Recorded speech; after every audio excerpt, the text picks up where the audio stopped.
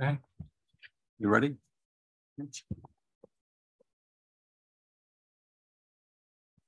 Hello, this is a meeting of the Plan of Conservation Development Subcommittee of the Planning and Zoning Commission of the town of New Canaan, Connecticut. It is Thursday, August 10, a few minutes after 6. I'll start by taking roll call. Commissioner Benton. Here yet? Commissioner Herring. Here. Commissioner Nielsen. Here. Here. Commissioner Radman. Here. Commissioner Turner. Here. And Commissioner Kriz here. Okay. Your three items on the agenda for tonight. First is discussion with SLR regarding the 2024 update to the Plan of Conservation and Development. Before you all begin, I have a couple of comments I'd like to make, if I may.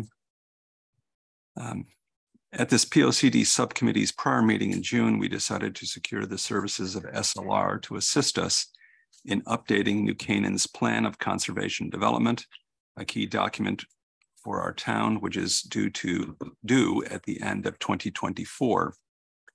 In the meantime, this consultant recommendation has been sent to the Board of Selectmen, which has reviewed and approved a contract with SLR.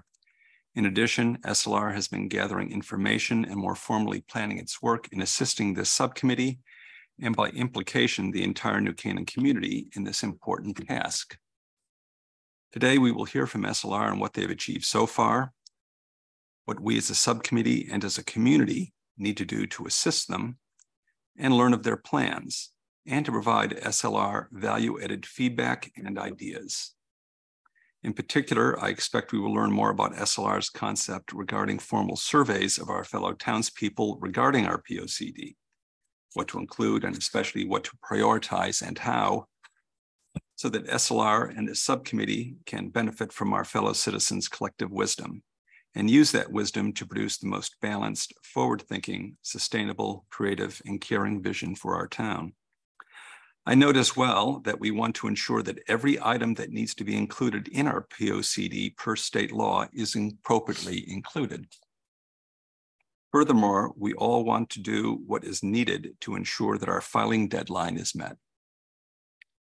As to process, the task of the subcommittee is to draft a POCD update and to present that update to the full Planning and Zoning Commission for its input and commentary.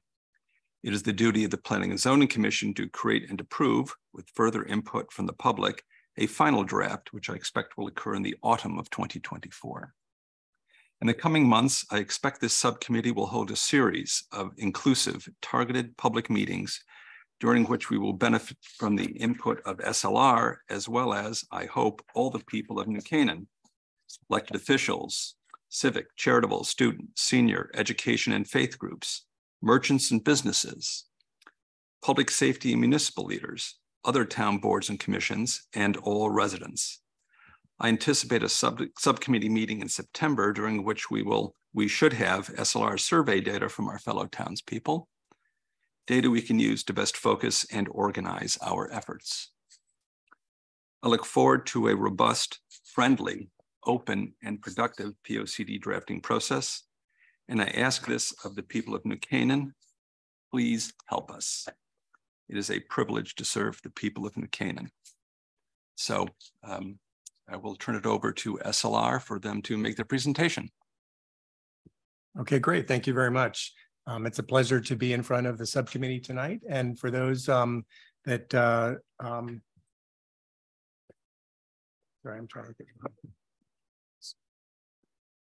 for those that weren't part of the selection process, I just want to introduce myself again. My name is Robert Collins, and I'm the principal planner and project manager with SLR Consulting. We have offices in Cheshire, Connecticut.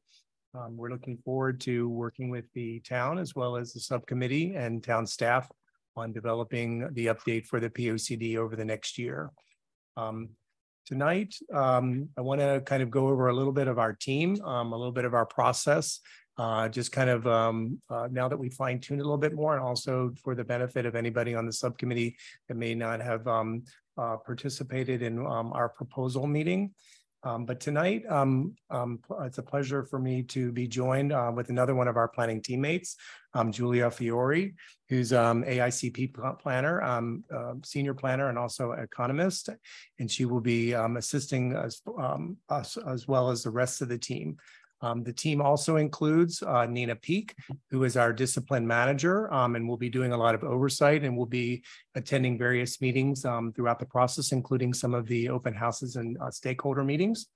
Also on our team, we have Taylor Daigle, who is a junior planner, and she will be spearheading a lot of the work on the survey, the story map, and some of the other data gathering that we'll be working on in the next couple months. Also part of the planning team is Megan McGaffin, who is our GIS coordinator, and she will be responsible for helping us gather data through GIS, as well as most of the mapping components of the project. We're also fortunate that within our greater SLR team, we also have various experts that we can reach out to throughout the process as various different subjects that are important to a POCD update come up. We have a team of people that are in transportation, natural resources, resiliency, climate resilience, environment, civil engineering, urban design. But specifically, our transportation team is going to be led by Holly Parker, who is a principal transportation planner and an active mobility expert in the state of Connecticut. Civil engineering, anything that may come up related to that, which we know is a major component, looking at infrastructure, and system capacities and things like that, that we'll be wanting to team with the town's engineering and utilities department. But our resource within our team is Ryan McAvoy, who is a professional engineer in our Cheshire office. Natural resources and that kind of investigation is going to be spearheaded by Chris Robbins, who is a principal scientist in our office. Urban design will be spearheaded as it may come up by Jason Williams. Jason Williams was also part of our proposal interview team that you may recall meeting him at that time. He's a principal landscape architect that's based out of our New Haven office. And then lastly is Noah Slovin, who is a resiliency planner, who was also part of our interview panel. He is an expert in Connecticut resilience planning, as well as climate sustainability and hazard mitigation types of plans, and actually worked on the COG's most recent hazard mitigation plan that included the town of New Canaan. The process that we're going to be undertaking with you and the town over the next series of months basically has 5 specific tasks. The first task is really the task that we're in now, and that is the baseline review and assessment, where we're gathering information on recently completed and past studies that the town has done that will impact the POCD, obviously looking at the existing POCD. So we're really in a collection and a data and an asking phase. This will then lead into more detail, which we've actually already started, where we're going to be doing a community profile, or as we call it, a data deck or data book, where we start to gather information on a whole host of various planning and topics that will be relevant for the subcommittee and staff and our team to take a look at as we prepare the updated plan. That's getting underway, and in the fall, it will be in late summer and early fall, it will be in full swing. That process will then lead into the drafting of the plan, which in our opinion has 2 phases. One is developing of a vision, community vision for the plan that will kind of overarching, which will kind of overarch the rest of the process and the specific themes that we'll be proposing and working with you on for the plan. That will then lead to the second part of the drafting of the plan, which will be the more specific strategies, action steps, and text that we'll be working with you on. And then finally, there's the final plan adoption phase, where we'll be going through final community review, as well as the required state process of 65-day review period and a public hearing. Now, the fifth task is kind of overarching throughout the entire process, and we're going to spend a little bit more time talking about this specifically tonight, and this is community engagement. Not only working very closely with the subcommittee and the Planning and Zoning Commission and town staff, but also other various boards and committees as appropriate within the town, but then the citizens of the community as well, which we want to try to have the most robust engagement that we can have. And that's why we're going to spend a little bit more time on that particular task that's going to be running throughout the entire process. Now, our specific approach that we're going to be taking is really building upon existing goals of the current plan of the town, and then with an eye towards the future, because the POCD does have a 10-year life cycle until you have to update it again. So we really want to, capture a full picture of where we are today, where we've been, where we are today, and where we're heading. We know that from looking at your past plan and discussions with town staff, that there's a major emphasis on protecting natural environment, design of infill housing that is usually a situation within an established community like New Canaan, housing affordability and options for the town's older population, as making sure that there's housing opportunities so folks can stay within the community. Obviously maintaining the viability of the commercial district and other economic development fundamentals. And then infrastructure capacity and support for future development as may be warranted. The typical subjects that we will also look at in refreshing the POCD is obviously we need to take a deep dive into looking at demographics and demographic changes over the last 10 years and where those trends may be heading. Taking a close look at existing land use as well as this current zoning code for the town. Housing comes into play, and looking at all kind of housing data and sharing that with you. Same with economic development and employment. Transportation and mobility, a lot of this comes into play with working closely with the COG, where transportation dollars are flowing from, and making sure that New Canaan is on target with whatever transportation needs and goals they may have. The next three are really looking very specifically at town facilities and services that you have now with park and recreation, as well as infrastructure, but also cultural and historic resources that are important to the town, which we know there's a wealth of those types of things. So we want to make sure that we catalog them and share them in a greater community profile. So that's all part of our update process. And then lastly, the environment, natural resources, and sustainability and resilience. This is a lot of what a lot of communities are really seeing as the main focus for updating their POCDs in this particular round, for next generation of POCDs that are happening across the state. The state has also, established some programs that a lot of communities are benefiting from, like the Sustainable CT program, and we want to make sure that we're connecting with that, and also making sure that we're embedding resilience into the plan so that the town can be prepared and ready for ever-changing environment, climate situations, and intensities of storms and things like that. So we'll definitely be taking a closer look at all these subjects as well. Just taking an example of looking a little bit more in depth in our climate resilience capabilities, and that we can work with you in, is really looking at climate resilience. First of all, we really need to understand the vulnerabilities that may exist in the town. In other words, like where there might be town facilities that are in floodplains or other potential hazard areas, or looking at things like heat island effect in like the urban parts of the town. Leveraging the strengths that the town already has and how they can be used to its benefit, but then also looking at weaknesses and how those can be improved over the next 10 years. Building connections, not only within the town itself and departments, but also within the region and the COG as a whole. And then finally, preparing recommendations and action steps that will help in mitigating some of these potential changes that might be happening, and looking at maximizing co-benefits of some of the solutions. So we'll be looking at that closely for you.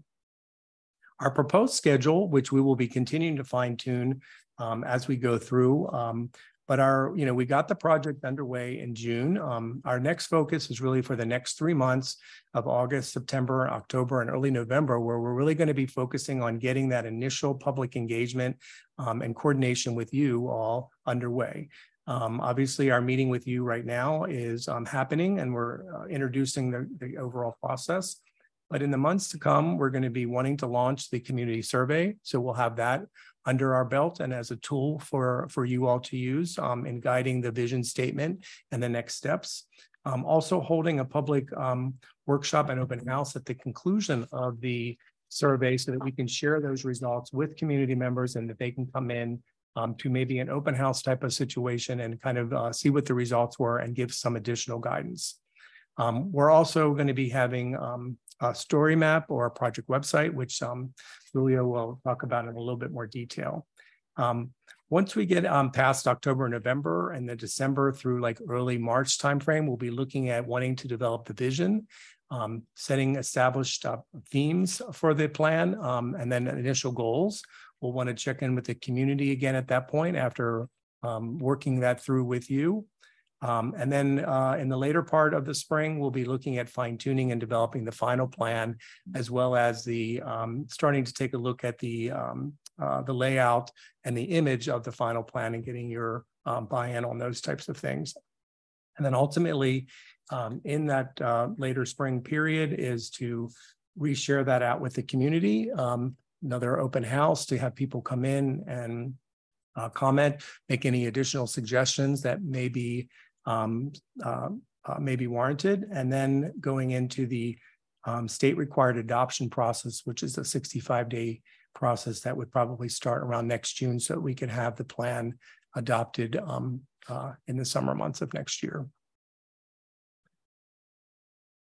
So with that, I'm going to pass the baton over to my colleague, Julia, who's going to kind of go through community engagement in a little bit more detail, as well as the draft of the community survey. Thanks, Robert. Hopefully everyone can hear me. So the first element of the public engagement that is going to be a very useful tool throughout the process is the launch of the project website.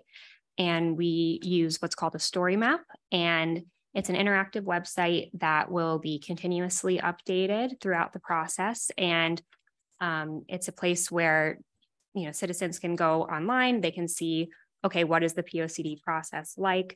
We'll have links to existing plans and relevant documents, and some interactive elements that will develop along the way. And that is where we'll be hosting the online community survey.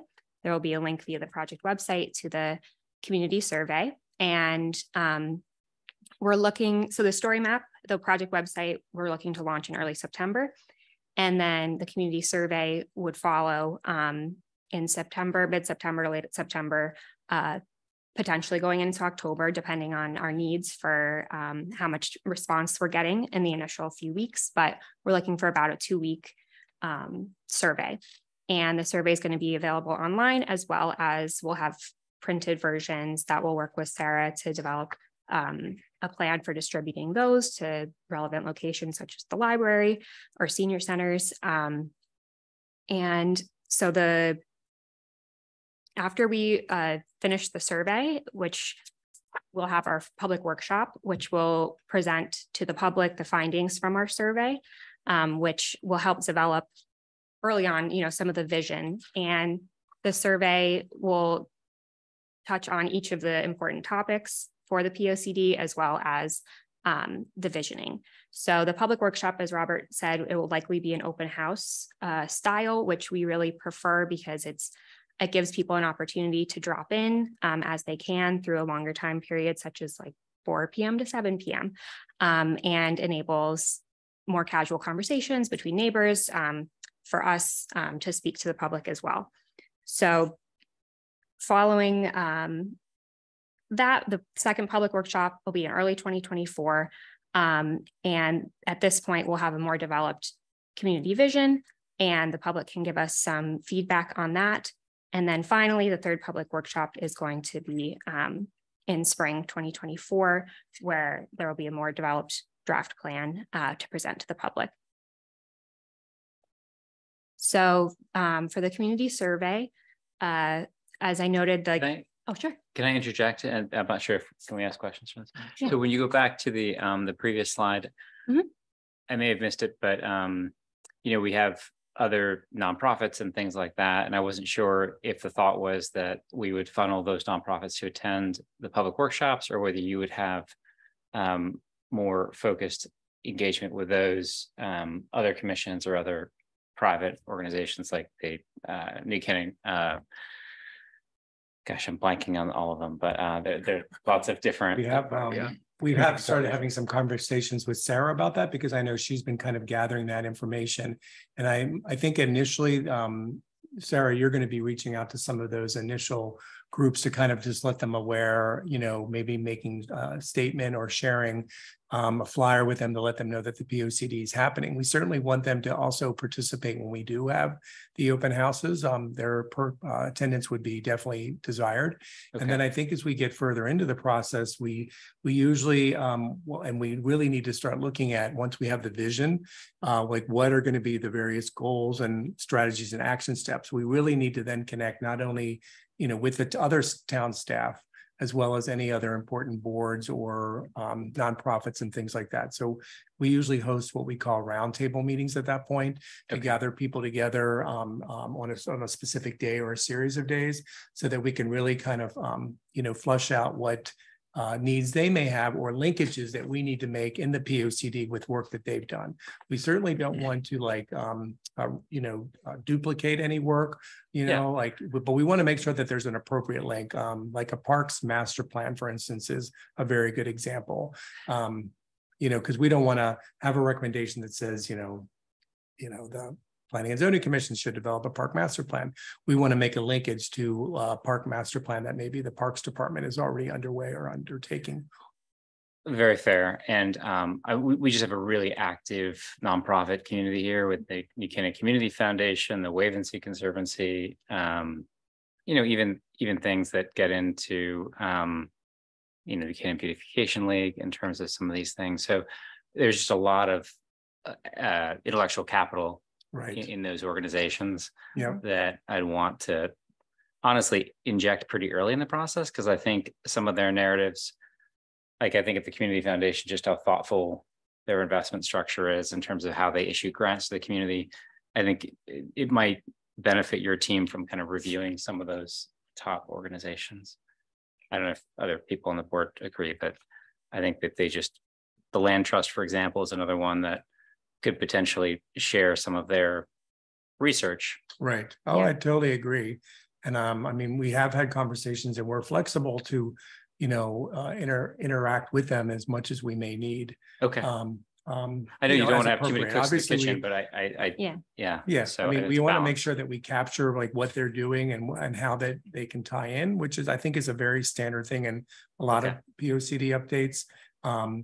But, we have to make sure that it always continues to be in the frame of, like a growth management document or a planning and zoning commission document. So we want to make sure that it's linked to their type of stuff, rather than like those types of things taking over the process or something like that. Okay. So I guess coming back to this slide, what we would think is that you would potentially engage those individuals and potentially representatives from those organizations, and then they would sort of designate an individual to maybe represent their point of view, and they would potentially attend one of the public workshops, versus you kind of having a more one-on-one private session with them. Is that? I think there's going to be a lot of cooks in this kitchen. Yeah. And we need to organize it in a way that, number one, we'll be able to efficiently do a work session within an evening where we'll get productive information out of them, rather than one group trying to overpower the other and be heard louder than the other. So I think, and you guys are the experts at this, right? So, but the way I'm thinking of it is, we should break the workshops or the work sessions into categories. There could be a public workshop for our general public There could be a departmental workshop where we're going to have DPW, Parks and Rec. It's like the roundtable meetings. Yeah. Right. Roundtable meeting. There could be a separate roundtable meeting for all the nonprofits in town. Yeah. There could be, a fourth and a fifth version of those roundtables, Right. just to be able to break the groups down into similar interests and desires, just to organize it a little better and not having, for example, land trust overtake the conversation where, half the people that come to the public workshop aren't heard. Yeah, right. And they could be worried about, cell phones or something that's kind of incongruous with the things. Yep. So I think, grouping like interests, that was my interest too, because I think the public workshops could be kind of a melee of different kind of intersecting. It would, things. yeah. How do you anticipate this integrating in with meetings of this subcommittee? We're going to be meeting with you throughout the process on a very regular basis. And kind of tying into the question that you just asked is that, as a project manager, I really totally see this as it's a team effort. We're all on the same team. We obviously are supplying guidance and experience and, past experience to kind of move you through the process. But we're not going to go back to like our offices and then write the plan and then come back, obviously. So we want to interact with you as much as possible, because ultimately you as the subcommittee of the Planning and Zoning Commission, it's your plan, it's the town's plan, but it's really the plan that's going to be guiding you in your work.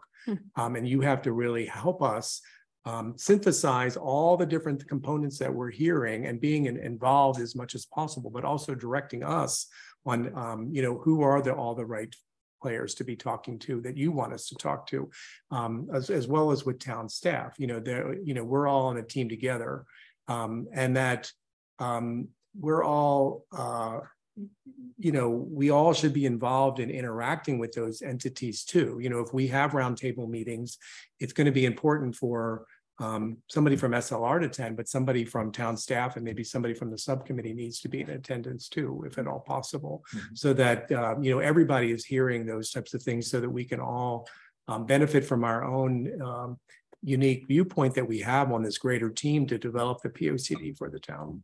If I may, thinking about what comes from my fellow commissioners, my own view, as I said in my opening statement, is to have some targeted meetings on topics, because I don't want to see things as silos. I think that's a very bad idea, and I would not be supportive of that. And so, for example, I had a conversation with the fire chief, just a happenstance, and on the topic and of planning this plan. And so, for example, roadways and transportation affect them. On my street, they're ripping up and replacing a bridge because it's not strong enough to handle some fire apparatus. And so we have that issue. We have issues. They have real estate. Is that something they need to be thought about? Before this commission, we had the police station group in, where they plan to rehab the police station and need an 824 approval from us. And so issues that I've thought about is one, housing broadly. I don't want to separate just affordable housing, but housing broadly as a topic, Sure. which could bring in all these groups because they each have a slight piece of it. Transportation, we have infrastructure, water, sewer, roads, utilities, which is a big deal, and telecom. Cultural and historic preservation and enhancement, economic development in our downtown, the physical environment and open space. And so perhaps having targeted meetings or subcommittee meetings speaking on these specific topics that are well telegraphed, everyone knows about them. I think that getting people from various constituencies in the same room, perhaps with different ideas, and hashing them all out together would be a value-added exercise, so that people think, well, okay, I had my idea, this one is a little bit better, but I can improve that, would be a useful exercise. And so I think this might be something that we should think about, because there's the United States of America and there's New Canaan, Connecticut. I don't want to put it too much, but it's a different kind of town. as an example, the last town in Connecticut to have a one-room schoolhouse was New Canaan, Connecticut. 1958, it got closed. And so we kind of do things a bit differently. Everybody says that, but here is actually true. And we have a particularly engaged community. Just, I mean, the Planning and Zoning Commission, some of our meetings, the room was full of people. And so I want to ensure that everyone has a voice and that people are interested in a topic are aware of it and come in. They may attend numerous meetings because they're interested in some piece of one topic. Right. I want to ensure that I mean, I think we're definitely on the same page. You know, and I think that the first couple of meetings that we'll have with you are going to be very specific, but on process. Like we have this meeting tonight, which is really the kind of the kickoff and talk about the survey. Understood. The next meeting that we'll have with you will be, you know, to kind of, you know, talk about the next stages of community engagement. And then that will probably be followed by a meeting to talk about the survey results as well as the community profile that we'll put together. And you know, so those will be very specific meetings where we'll share like that data. But I think once we move into like the vision and then ultimately the theme areas that will come out of the vision that we'll work with you closely on, I think at that point, you know, when we're in really the, just before we kind of begin to like into this more substantive stuff of the plan, I think that's when we can have a range and we can coordinate it with you in advance by setting it up.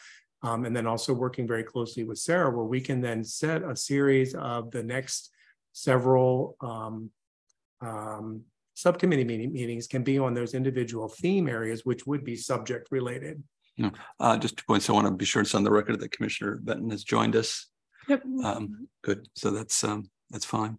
So I think that would be a very exciting process to make those meetings that with you all in the middle part of the process be more substantive. And I think once we get past the gathering the data phase, we can strategize with you to how to lay that out, especially when it starts coming clear to you all with our guidance, what you think the vision is going to be for the plan, and then what we think that the theme areas are. Yeah. Just been my experience in over 30 years in this town that they don't want this much engagement. They want this much engagement. There's really no cap on the amount they're going to want.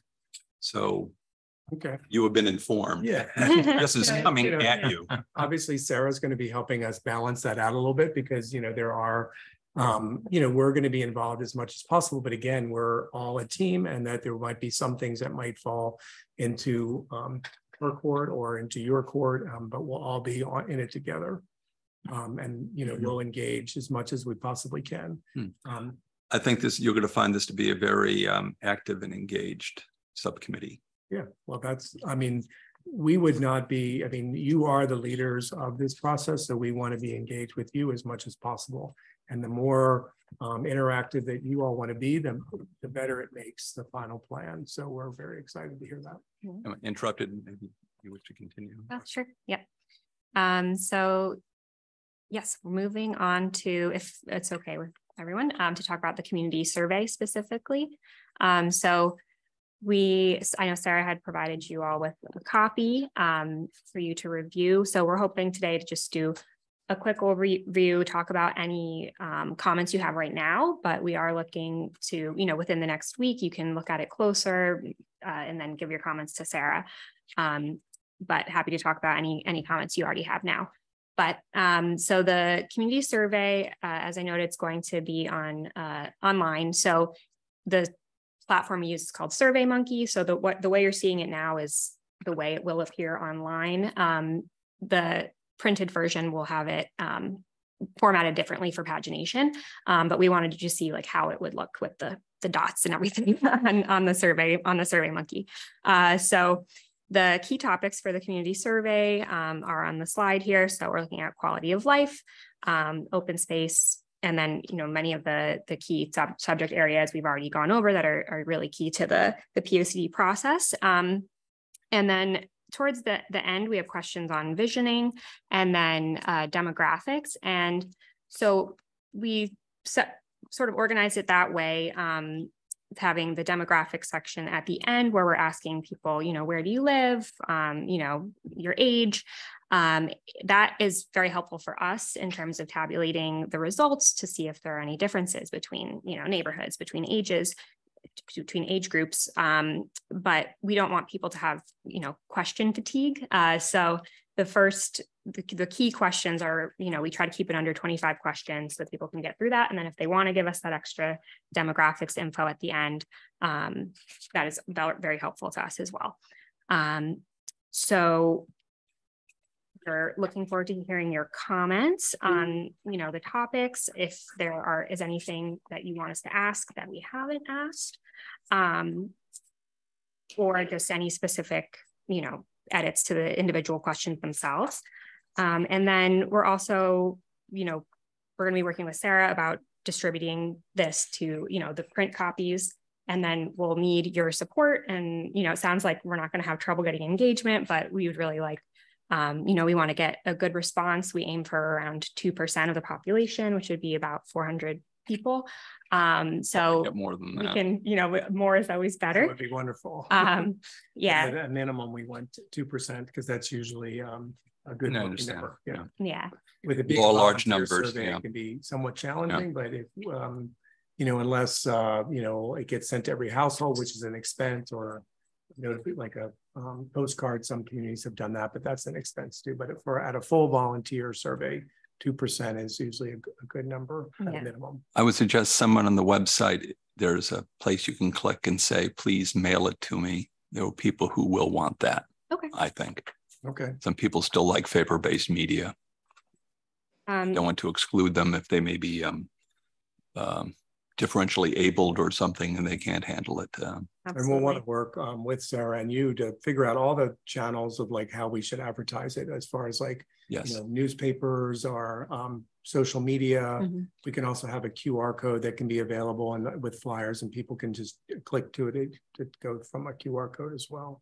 So we can coordinate with Sarah, who can contact you. How will people the survey is going to be online on the website, I assume, right? Yeah. Yeah, it's the SurveyMonkey platform that it's the Sure. main version, but people will be able to take paper copies. Will it be anonymous, or will they need to enter their name and email? No, it's anonymous, but there is at the very end, people can put their email address if they'd like to get further information. I see that as a problem, the fact that it's anonymous, just because people are going to stack the deck with certain opinions. Well, we do have, we have ways on our end to check like where the email address where the people are sending it from, like to see if like one household did like 100. But if they don't enter their email address, how do you check? Well, it's within the SurveyMonkey system, because like in our administrative thing, we can check all of the sources. I forget what they actually call it. IP address. IP addresses. IP addresses. And we do look at that very carefully, because that can potentially happen. We haven't had too much trouble with that in recent past, but we do look at that very carefully. I mean, you can gladly put a big disclaimer on it saying that it will remain anonymous as a survey, but I think it's important to make people log in and quote unquote register for the survey, just to keep everyone honest. Okay. Even if you can track, do that. Sorry. Apologies, Commissioner. Even if you can track them by IP address, they do it at home, they do it at the work, they do it at the library, they do it here, different IP addresses, you'll never track them down. Also, on the point that Commissioner Rabin brings up at the end, there's a request for email. Many people are hesitant to do that somehow you're going to track them on their answers and they're going to get beaten up or something. So I think it should be clear that if you provide the email, it is going to be wholly separate from the survey. You can't link the two. So I think I would suggest it would be a good idea to A, say that, and B, make sure it's true. Yeah, I mean, we're the keepers of the SurveyMonkey files. We can share the raw data with the town, And we usually do it in two forms. We share one that includes all the open-ended questions, like one that just has the summary results. But we also will prepare a more detailed summary report that we'll share with you. But the SurveyMonkey summary report we can also share. And then we can also eliminate the open-ended questions and then email addresses, but we can also share that with you if desired. But we're the keepers of it. And we could not share it with you if that would build some trust within the community. And can I just ask, what's Please, more Commissioner. important to you? Is it tracking them at an email address, at a home address? What do you think is going to be most comfortable? Because we've done this at work too. Yeah. And a lot of times, if you don't ask for anything, you get a lot of noise. And if you ask for email address or last name or something, you get real good data. The question is, what do you anchor on? Email address or property address? I think email address. Okay. I think. You even do like 2-factor by doing a cell phone if you really want to get like If needed, yeah. fancy. Yeah. Well, I don't want to make this, cracking the DoD database kind of thing. I don't think that's going to be Yeah, difficult. And there are any number of people in town who may have be technologically challenged. I do not want to disenfranchise them. So I think those are the things to think about. Mhm. If you can, I do have some comments on this, if you're willing. Yeah. I'm just going to go by numbers. Sure. There's a question to start off with, question 1 and question 2. They sound like the motor score questions. Sorry, what did you say? These strike me as the net promoter score questions, in effect. Am I understanding that correctly? I'm not sure I'm following you. You know what a net promoter score is? No, I don't. I've never heard of that. Okay. before. The business thing. Let's say you want to do a survey, you run a business and, do my customers like me? Mhm. Okay. Do they like doing business with me? Are they just hanging on and they really would like to go somewhere else? You pose a question, sort of a summary question is, would you recommend, Acme Tool and Die to your friends? And you score them on 1 to 10, 9 and 10, 10 being, heck yeah, and 9 being close to that.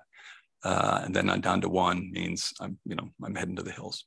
The way it works mathematically is that you add up all the 9s and 10s. Some people never give anyone a 10. So a 9 is sort of the moral equivalent of a 10. So the 9s and 10s, you get 1 point. And then 7s and 8s get no points, and 6 and below, -1 point.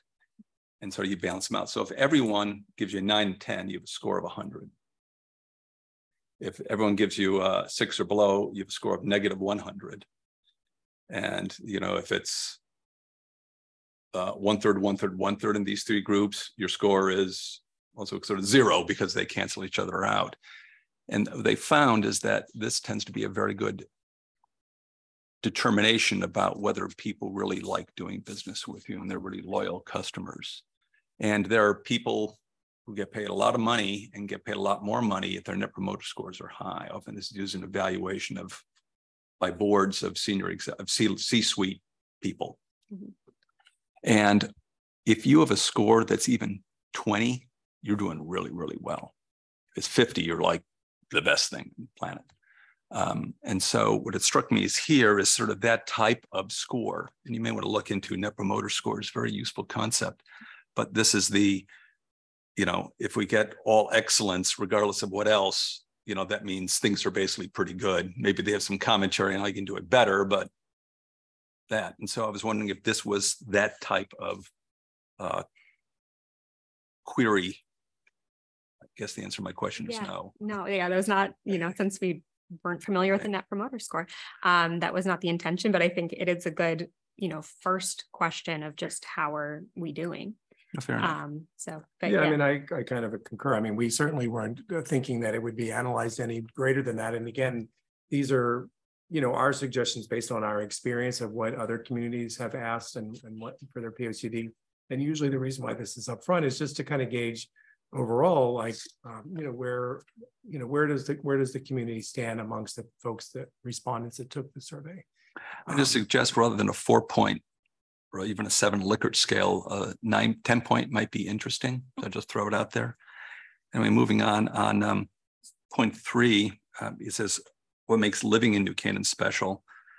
The first two questions are really quality of life and then living. I'm not sure whether living is the right word, and maybe you want to link it up to the first two, use the same verbiage.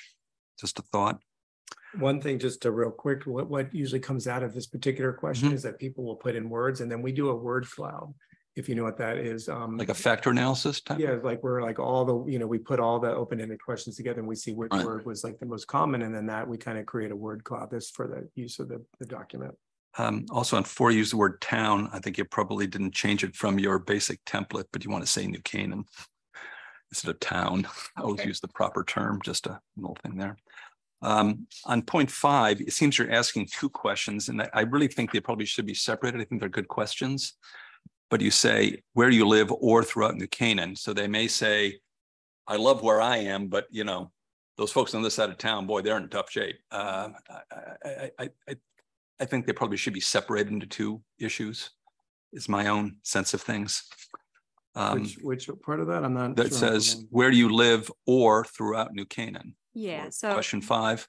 Yeah. So please indicate whether you have any concerns. Yes. Okay. So in that situation, right, if your neighborhood is good, but in the rest of New Canaan, Or vice versa. yeah, you would just check one or the other, or both if you think. You may get a melding that's sort of get a vaguer, more sort of average answer when it could be a bimodal distribution. Okay. Maybe we could say like within your neighborhood or within the New Canaan as a whole or something like that. You could break it into 2 questions even. One other point, and this is throughout the survey, they're often there after the question and the line, you have a parens trying to explain what the question is. I would probably try to get rid of those. It seems like you're leading the witness a bit. Okay. So my own sense is I would just rephrase them if necessary or just drop them. You mean like flooding and pollution? Yeah, in other words, environmental issue. When I just say environmental issues, I think we have people in town who can figure out what that means. I don't think they need to be held by the hand, my own sense. Again, on point 6, the town has enough. It should be say New Canaan has enough, etc. Finally, on the one on, it's just after question 7, moving into question 8, the section of historical and natural resources. This is more of an organizational issue, but my own sense is that natural resources, which is very important to me personally, and open space often link together. So if you need open space for the critters to run around in and so forth, I probably would put that into one section. Another would be historical and cultural resources. They seem to go together better to me. So it's more of an organization than a substantive issue on the question, but more, what goes together, more of a peas and carrots kind of thing here.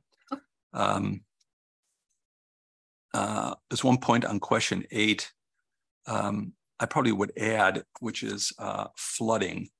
This is something that many people have mentioned to me, and I think mentioned in various meetings of the Planning and Zoning Commission regarding flooding. We had several applications recently where the flooding topic was discussed in depth. And there are a lot of wetlands here, a lot of hills, and concern about this. I know in some parts of town, we're on swampier areas that are not swampy now, and probably they wouldn't let them have been built if they were today.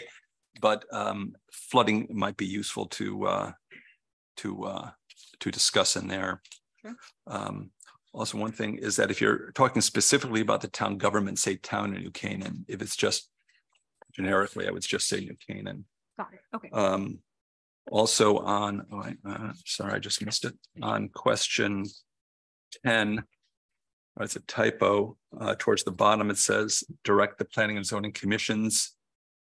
It's commission singular. Oh, sure. And the next one is the next to last question in that long series. It's not paginated, so forgive me.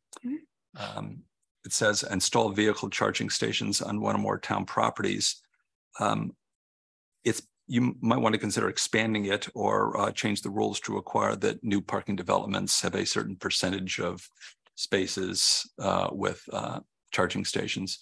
For your information, when this commission approved the new library, They don't have a lot of parking on their site, but they have some, and there's a requirement we had to have at least a certain percentage have charging stations. So we sort of crossed that Rubicon. So that might be something to think about. Maybe that would be better. And then the last question. Yeah, Could be. Okay. Because it could say encourage businesses and new development to install, because where it goes, Yeah, I'll leave to you, but it might be something worth I mentioning. see what you're talking about, more the private sector. Yeah. The first question is more about public, and then the second one's more Private. about. So for example, we could change the zoning laws to state that, you know, is that something we should think about? And that could be a recommendation too in the final Could be. plan. Yep. Exactly. On point 11, there are a few other points you have not included you may want to consider regarding this, called housing for older people. Let me say it, put it that way. You have senior housing, assisted living, which is the next step. You do not include nursing homes, which we do have a nursing home in town. Whether you want to include that. Also CCRCs. Fun fact, was it 15 years ago? There was talk in town of building a CCRC on Lapham Road where the Frisbee golf area is. And I don't think anyone knows that there is a Frisbee golf area, but there is one. And you've done okay. You're ahead of most people. But anyway, that was discussed. It didn't go anywhere, but I want to say that been crossed. One other issue that I have heard from any number of people, particularly newer residents, is daycare and preschool facilities. I think that has to be mentioned somewhere appropriately. Okay. It is certainly an issue, Yeah, I think at least in my view. Yeah. I didn't see it anywhere, so I'll leave it up to you. So that might be somewhere under public facilities or community facilities, and those are private. Yeah, I mean, private, but Can I just make one comment? Please. I do have other comments on this, but I think, you know, from a macro topic perspective, educations and education and cultural resources, I see a lot of things here that are kind of tangential, kind of touching on that. Like you have education in a couple of places, but education is a big topic in the town. yes. And so you might want to break that out into a separate section. Sure. Because I think education and childcare Yeah. could be kind of a nexus that you could include something like pre-child, you know, services or preschool age children services, that sort of thing. I would concur with Commissioner Herring, who was getting towards the end as far as topics to add, but yes, education is probably one of the biggest deals in town. Also on question 12, third question, you have housing options for its workforce. Again, you don't need to say police and teachers. Somehow when mention workforce, they always mention civil servants. Don't ask me why. But anyway, it just said for those who work in town, which is really what we're talking about. Sure. Which includes civil servants plus other people. You know, it's the Grocery workers. grocery workers, Well, they have it- people they have who it work here. in To restaurants. their credit, they did add Retail, grocery yeah. workers here. Yeah, true. I'll give them a point for that one, but It's usually teachers. we could up it. Yeah, usually it's teachers. In other words, civil servants. We have that, excuse me, let me go through.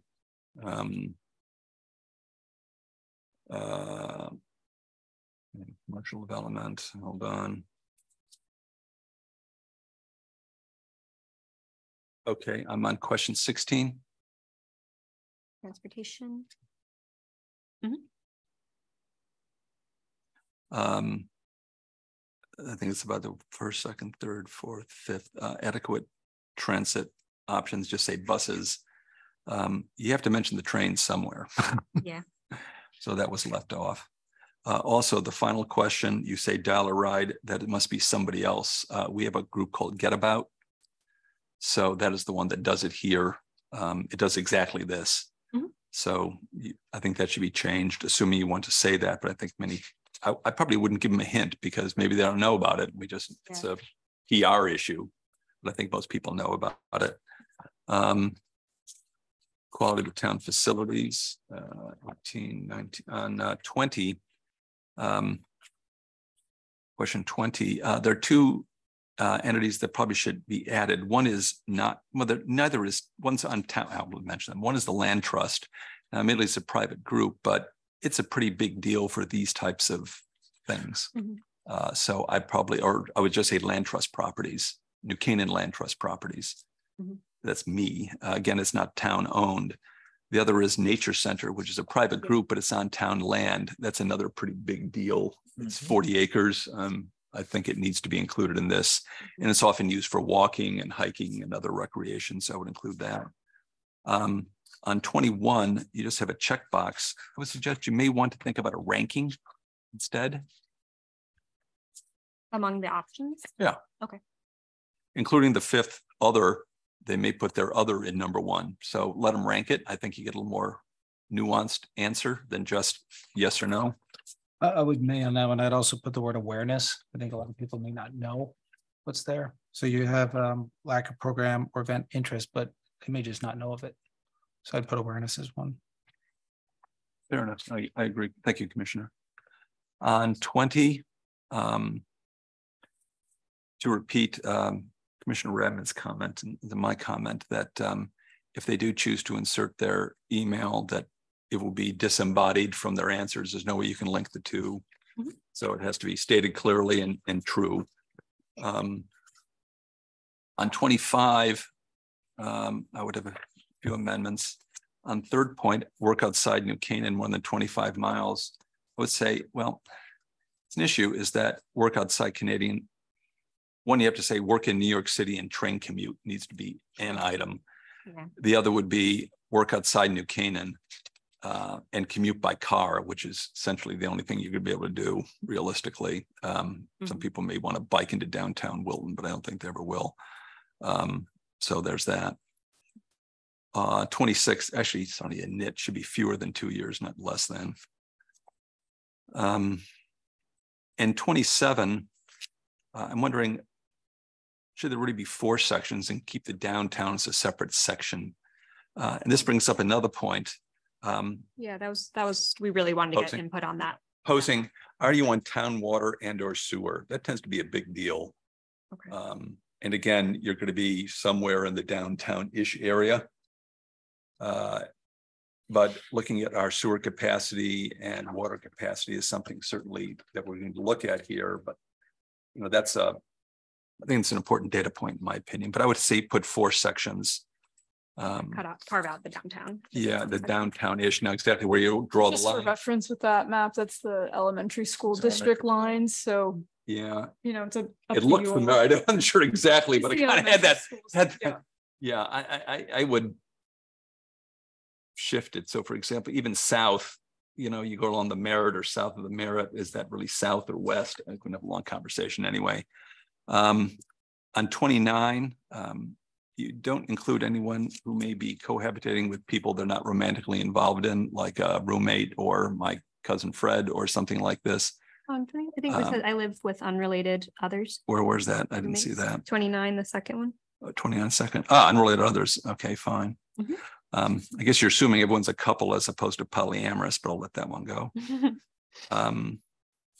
Where do you choose to live? All that is fine. Again, on 30, you may want to think about a ranking as opposed to a checkbox. Sure. Might be a little bit better. 31's fine. For which one, 30? 30. Yeah. Why do you choose to live here? So in other words, rank them. In other words, this is the most important reason I live here, is the second most. Okay. That's my point. 31 you just said? 31 is, I think, is fine as is, whether you want to make it 10 years or 5 years or something. Is there an opportunity to say, if no, why? Have an open-ended. Yeah. Yeah, we could add that. And the reason why 10 years. It's a good idea. I like that. Was just because that's the life plan of the next POCD. That's why 10 was chosen, but it could be a different number if you'd like it. I mean, you could actually refactor the question and say 31. Do you see yourself living in New Canaan 1 in 2 years, 2 in 5 years, 3 in 10 years, 4 in 20 years? Mm-hmm. And I mean, it might be an interesting one. That's it. I like that. That seems like a good idea. Thank you, Commissioner. And we could add a, you know, if not planning, you know, if moving, what would be the reason, or, you know, something like that. Yeah. Well, you sort of have that. And then this sort of question 32 is I could figure out what kind of housing do you see yourself in? I think you need a date after that. Sure. And on the 1, 2, 3, 4th one, I'd probably say condominium / townhouse. It's kind of sort of the same thing. So that's my thought on that. Yeah. And So what kind of housing do you see yourself in? Is it meant to be like in 5 years, or is it meant to be like? That's a sort of a follow-up to the You need a 31, date. which we should make clear. date range. Yeah. Okay, because I feel like you might want to say like in your retirement, or like, because I feel like that. Well, I think that was an oversight on our part that we forgot to link it like within the next 10 years, because it could be, if a younger person took it, they might be in a condominium now, but they want to say that they see themselves. I in like see. a So single kind of a family. momentum direction. Yeah. Gotcha. Okay. So that Move we up do need housing. to add like a Bedtime. year Yeah. timeframe. Yeah. So moving on, excuse me. 33, cost of living. I'd probably say cost of living and taxes, because I know any number of people moved out because of taxes, just saying. Is it possible to put 33 after 31 since those two go together? 31 is, do you see yourself living in New Canaan? The next one is if you don't. then you Yeah, can this get is really the one that's supposed to link. Swap this. them around, that's a good idea. I like that. Yeah. We can sort of It's a make good that. idea. I do think on 33, it says new job or location or commute. I really think you have to carve out Yeah, commute as Yeah. a separate, Yeah, because there is a significant narrative that some people might move out of town because of a commute. Because we are further away. how about move closer to work? Something like that. Well, that would be new job or relocation, right? Well, it could be the same job, but it says, boy, I'm driving 50 minutes every day and I can get another house in a nice town 10 minutes away. I think I'll move there. That's a different conversation than I got a new job. Yeah, Well, that would be the commute. yeah, that would be a commute. Commute So issue, yeah. I would just separate new job versus commute. Yeah, Yeah. that's a good Same, idea. same job, but Yeah. you want to commute versus you got a new job. Yeah. You know, like And weather. people can check all that apply, but I think it would be good to put that in as a separate. You know, Mhm. on 34, again, the things in parentheses I would drop. On 35, you should add the advertiser coffee.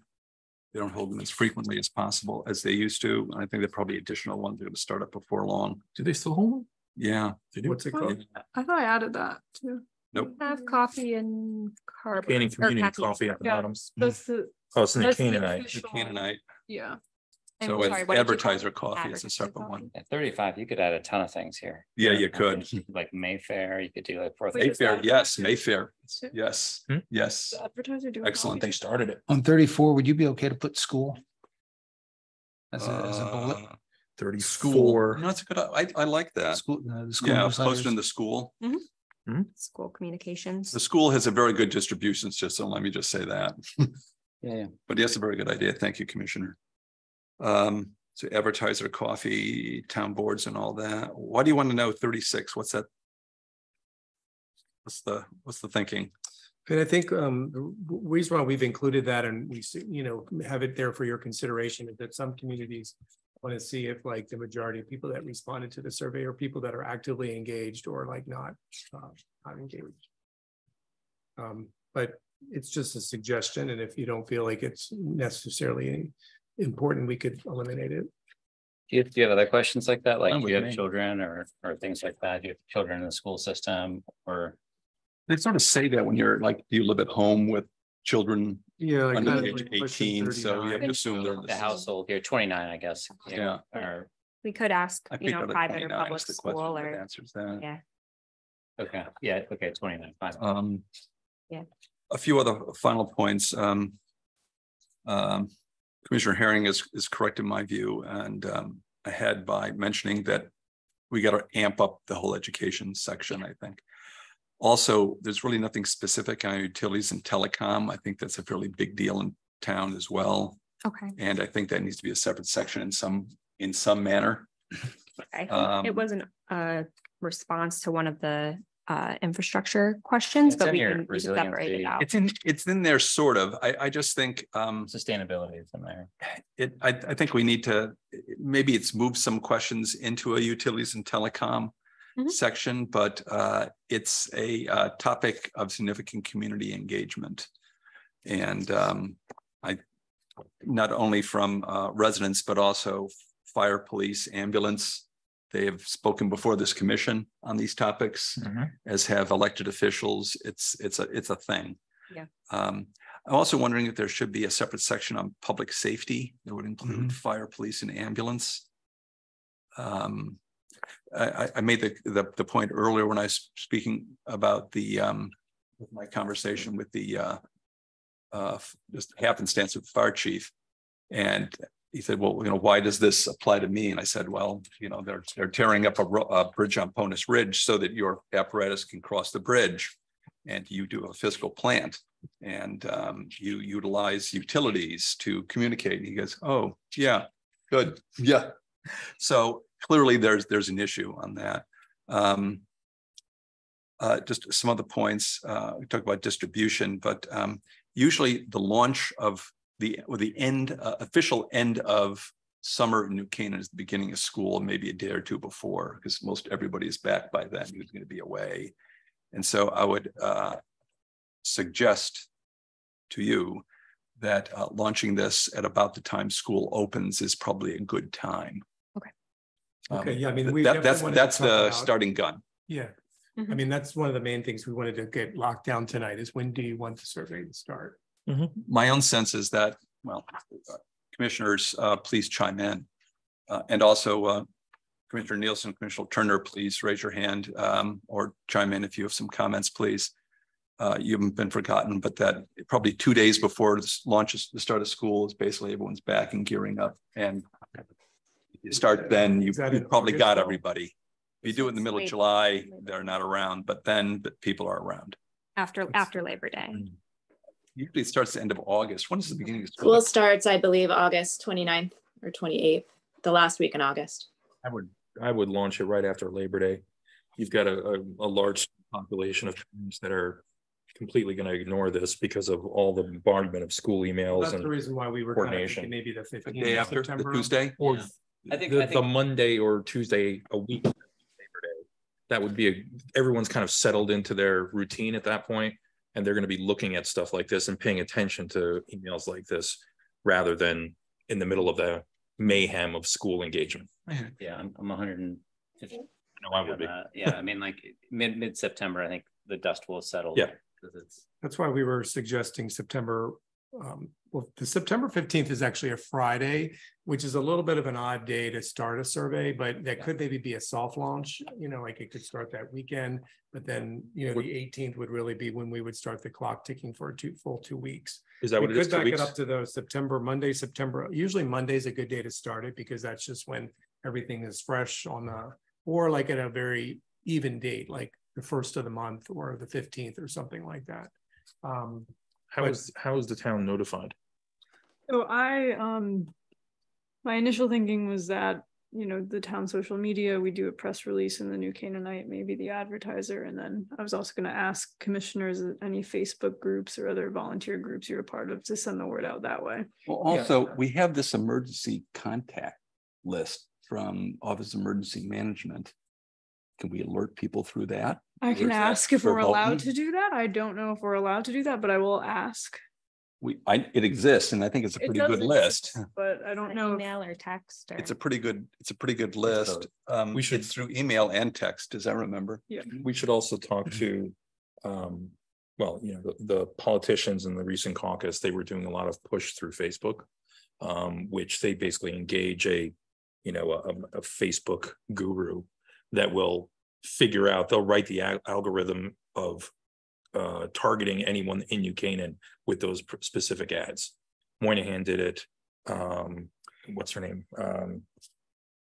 Drawing a blank. Collins. Deanna Carlson did it, and all of their ads were just popping up to people in New Canaan. Well, certainly I know any number of charities and others groups that have purchased Facebook or Insta. Don't forget that it's a demographic on Insta too, younger demographic. And simply saying, here it is. And, that is one way to do it. I would also, in addition to the Office of Emergency Management, very good list, frankly, and phone numbers is the school system. They got everybody's contact information, believe me. And I think they would welcome it. I will check. I don't know from a privacy perspective if we're, if this is supposed to be emergency notifications and then we're sending out, hey, do our survey. Do they have to open that up to everyone else? So I'll check, but please check. No. We certainly don't want to, I don't want to misstep, but to the Yeah. extent these excellent distribution channels are available to us, I certainly would like to do so. If I think though, the only two that is really the most unbiased way of notifying everybody is EMS and the advertiser. Right? Because if it's schools, you're typically targeting families with young kids. If it's political, I don't know what that is. I mean, I think those are the only two that actually can blanket the community at one Or like time. a unbiased. postcard. I mean, you could, Postcard, mailer. if we do like a mailer, I mean, Yeah. that can't be that expensive to just do like a mailer with a website on it. Mhm. Because I imagine that, you know, some of our seniors are not checking the advertiser. That's a good point. And I mean, do we want, so what's our position on having under 18 people fill out the survey?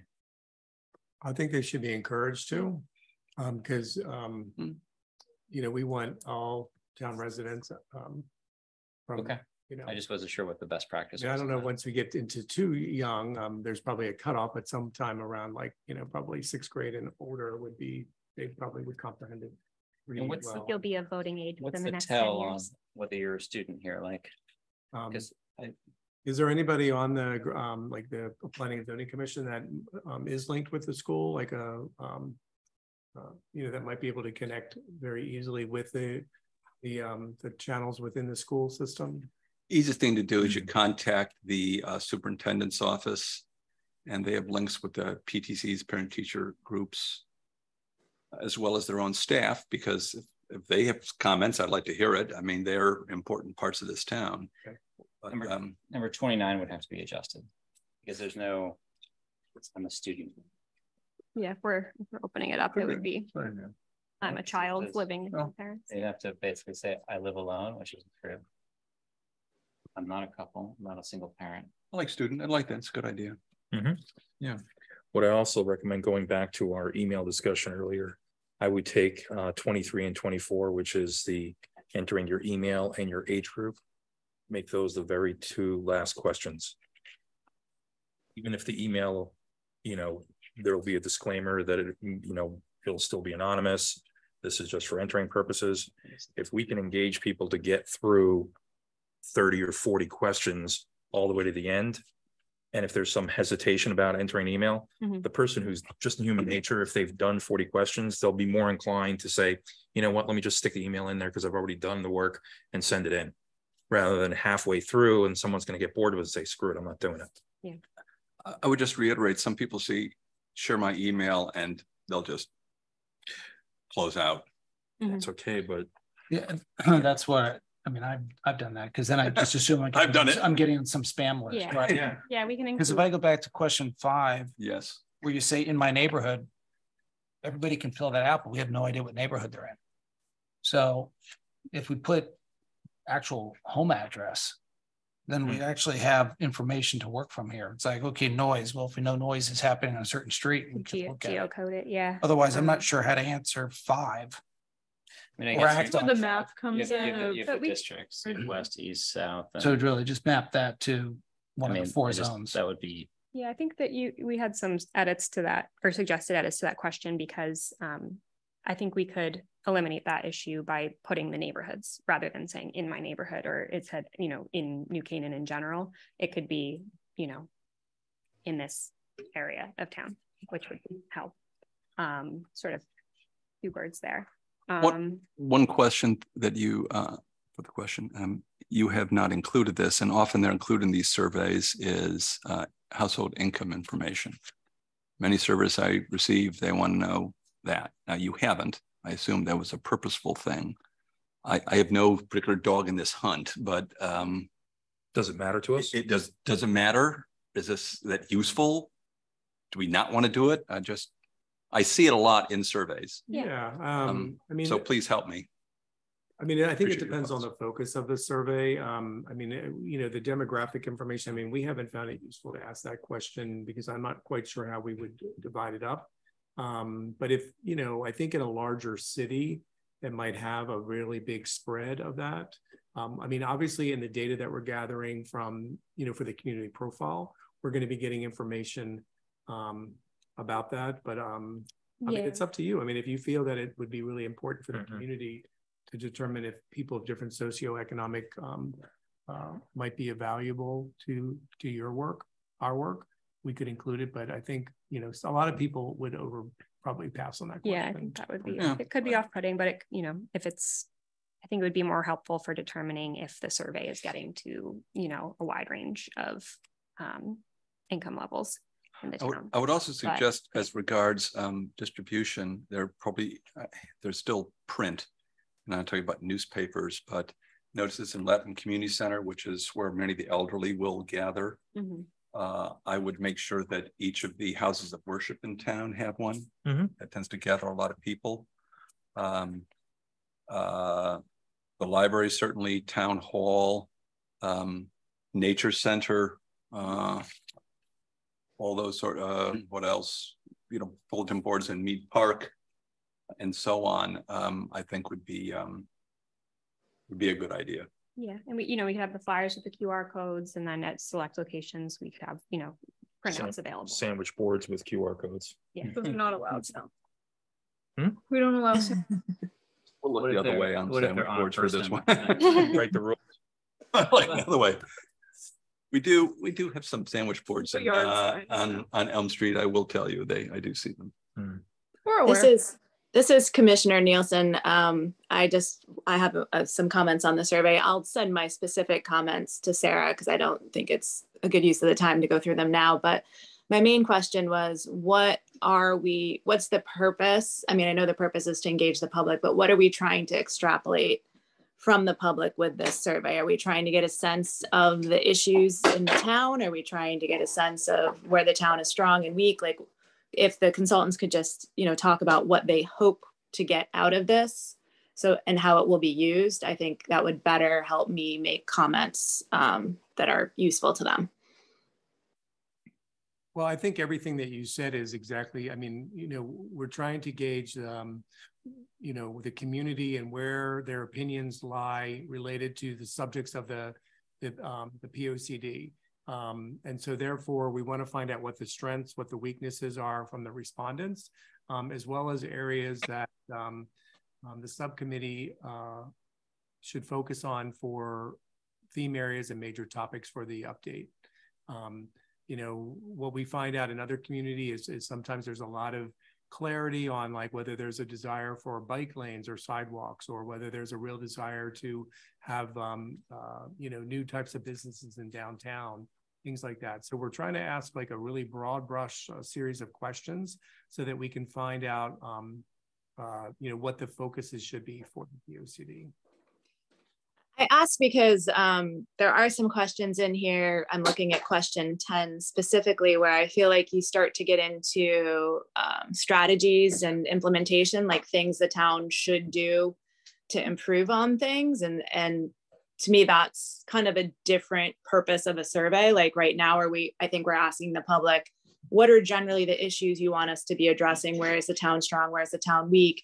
And then perhaps later, maybe it's through a workshop or maybe it's through a follow-up survey, you get into, okay, here's sort of the menu of options we're looking at in terms of ways, you know, recommendations the plan may make, implementation action items that the plan may suggest, and which of these do you like or dislike? And specifically question 10 kind of starts to do that, in my opinion. And that's why I was just a little unsure of exactly what you wanted to get out of this. Is this, like I said, feedback on strengths and weaknesses, or is this specific feedback on directions the town may go with action items?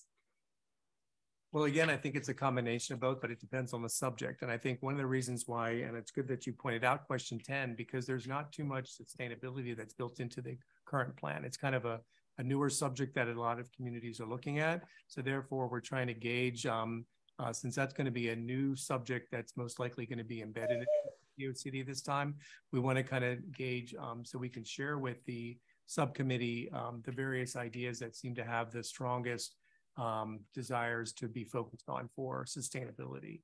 The focus on the workshops that will be coming up in the future too, especially the second one and the last one, will be opportunities, like you say, where people will be able to look at the theme area or the vision and then give us further suggestions for the subcommittee to consider in developing additional strategies and things like that. So I think while maybe not every strategy or idea is being flushed out here, those workshops will allow us to fine tune once we have gauged the community from the like overview of the community survey. Okay, that helps. So, I mean, even just when I was reading question 10, then I'm thinking, oh, well, I mean, there's other things I would add to this list. And certainly, like I said, I'll send my thoughts to Sarah on that. But because you're kind of asking people where they stand on these different ways to implement sustainability, maybe you want to add a section at the end where other is an option and they can kind of fill it in, since, you know, right now we don't have any concrete things. We're just kind of trying to assess people's interest in these different methods of achieving sustainability in the town. And there may be other things that you haven't listed here. Yeah, that's a good point. If I can piggyback on that, I think most people are going to just check yes to them all. It'd be better if it was just pick the 3 that are most important, because there's no way the town can invest in all this. Sure. And I don't know what we would do with the answer. But at the end of the day, everyone's checked as, yeah, this is important. Yeah. Advance on all fronts. Yeah, I hear you. If everything is a priority, nothing's a priority. I don't know what to do with the data. Yeah, we haven't seen that in the past, because usually with the ranking, it really does clarify which ones are the strongest and which are the weaker. But if we get a situation with your survey where everybody checked that, that would be a clear point to say, okay, we need to really take a deeper dive into this at the workshop, because there seems to be a lot of support on all of the sustainability items. So let's try to develop some engagement activities that will help us clarify that a little bit further. But we certainly could adjust the categories if you wanted, between strongly agree with it or down to disagree. But in the past, we've seen like a full variety of answers. Yeah, there's the other option we have of like priority levels of ranking priority, which maybe would be more appropriate, given that we're not expecting a lot of strongly disagrees, that maybe it could be, ranking low, medium, high priority or not a priority.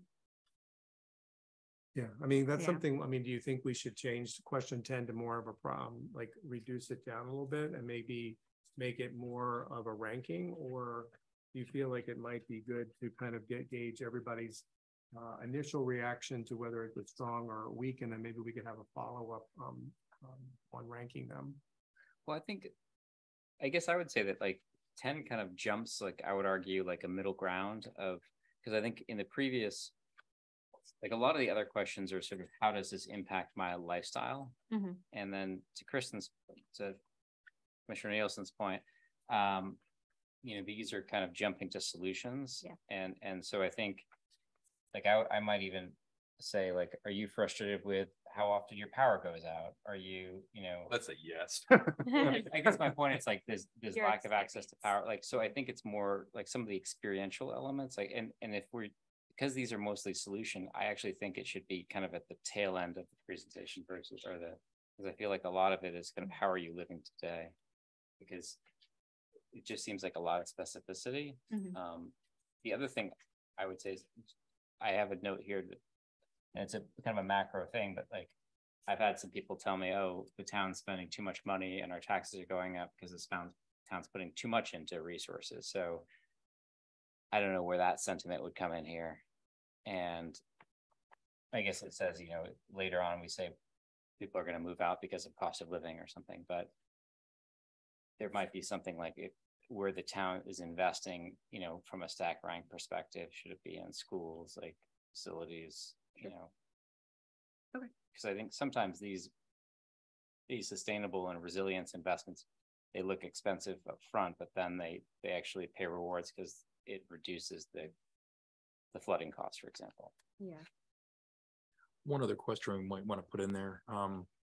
About 5-6 years ago, the town did an analysis of the current buildings that the real estate that the town specifically owns. Yeah. We have something like 55 or 60 buildings in town that we own, ranging from small garages to this high school, right? To a donkey shed, even. Yeah. So there is available real estate, let's call it. And the discussion that happens a lot, and it kind of percolates up every 2-3 years, is especially when there's talk about relocating the Board of Ed or what to do with the police station or et cetera. How we should ask what level of interest there is in repurposing existing buildings or possibly even selling off existing real estate.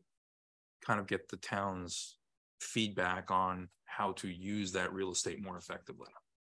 You know, we we say like, is the town using its resources efficiently, or Right. do you believe the town's deploying resources? Yeah, well, not just resources, but real estate specifically.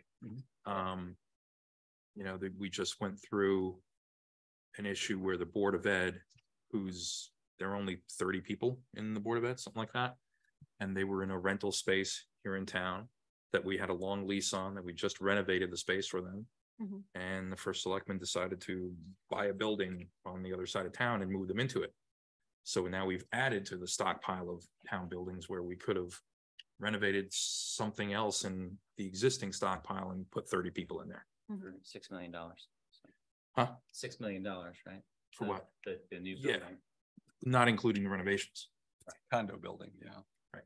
So We have other buildings. It's also, I mean, we can certainly try to, you know, figure out ways where we might be able to fine tune and add that. But some of these subjects are also, I think, going to be good for activities that we would have at the open houses. Sure. You know, because something like that gets to be more specific. And so therefore it might require a little bit more conversation with somebody like at a workshop to kind of explain, you know, the bigger, you know, if we do really feel like we want to focus in on like town real estate, there could certainly be a station or an activity that focuses on that. Because there might need to be more information that might need to be shared. You know, a map of, you know, properties owned by the town, and you know, just thinking the general public might not be aware of, you know, all the town's resources.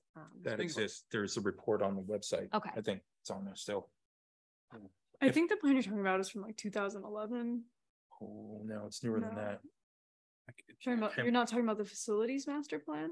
No, No. it was a building building assets use, like, analysis. Okay. What do we own I and think we did. what we did shape are they And in? Penny Young was Okay. a spearhead on it. Yeah. Okay. It exists, but Yeah. I don't think it's changed very much. But speaking of property, one topic that I missed is the issue of parking. I think has to be brought up because the town owns a lot of parking.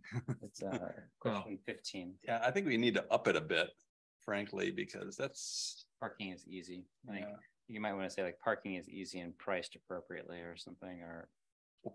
you know, we have lots at the some that are owned by the town at Talmadge Hill. We have the lumberyard. We got a lot, and so the parking issues, not only Wow. town owned, but also street parking and private parking and all the rest, and what our requirements are.